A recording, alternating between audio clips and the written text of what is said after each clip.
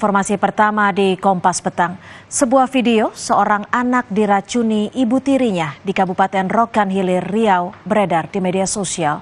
Diduga pelaku nekat meracuni anaknya akibat sakit hati dengan sang suami.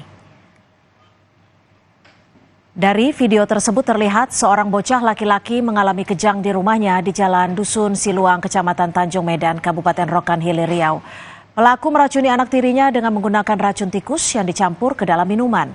Sang anak langsung dibawa ke rumah sakit setelah bibi korban melihat kejadian itu. Sementara sang paman langsung membuat laporan polisi. Pelaku merupakan ibu tiri korban berinisial R yang langsung diamankan polisi. Saat ini korban masih menjalani perawatan medis di Rumah Sakit Ibunda Bagan Batu.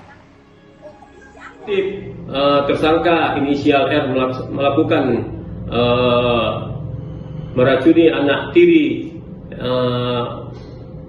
dari korban, yaitu karena merasa sakit hati dengan bapak korban, dalam hal ini suami tersangka inisial R.